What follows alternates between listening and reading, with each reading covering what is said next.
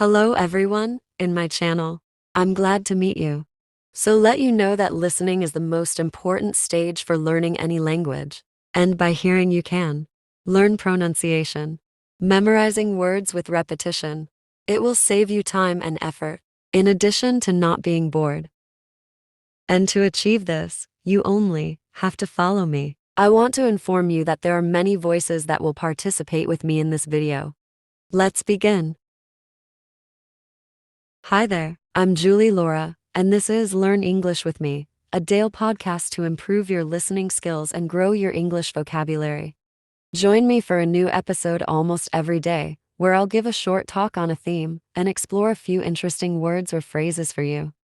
Last weekend, after a week of monitoring the weather forecasts every day, I finally got a window of good weather to go up to the North Alps and try a climb that had been on my mind for a long time.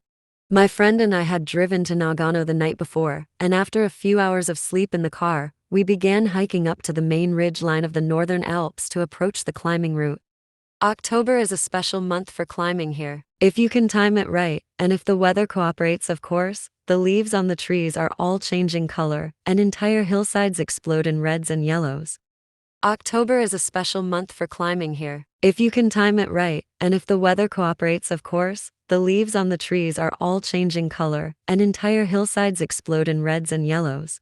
After our climb, we stayed in a hut up on the ridgeline at around 3,100 meters. The kind of place where if you forget your earplugs, you'd better forget about getting much sleep unless you can handle the sound of a room full of people all snoring through the night.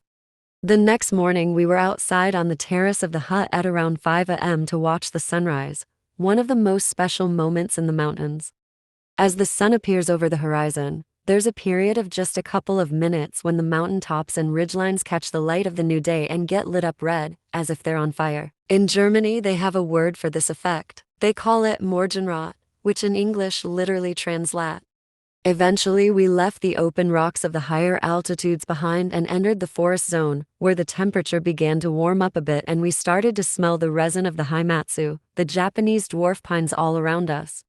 If you're not sure, resin is a kind of sticky substance that many species of pine trees produce. It has a really strong sweet smell, very noticeable if you live in the city and don't get to experience it so often. In case you were wondering though, I'm not just telling you a story about my weekend in the mountains. I do actually have a reason for talking about this today.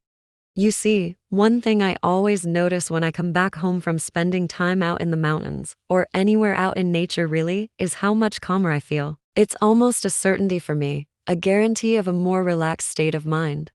It's as though a few days away from the chaos of social media, surrounded by the sights and smells of nature, acts like a sort of detox or cleansing for the soul. I'm sure most of you know exactly what I mean. This is not a new idea by any means. Writers and poets have been telling us forever about the benefits of nature. It's exactly what the poet William Wordsworth was expressing in his famous poem I Wandered Lonely as a Cloud, which describes one of his walks up in the English Lake District.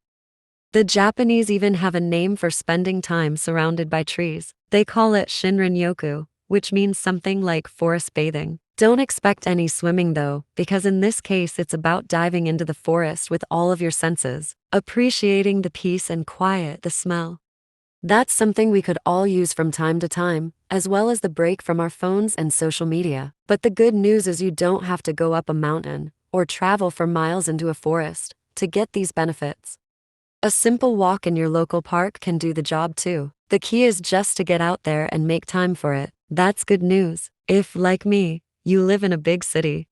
So, today I would like you to write to us in the comments and tell me what people in your country do to relax and enjoy nature. And I will now leave you with a quote from the American environmentalist John Muir. And I go into the woods to lose my mind and find my soul.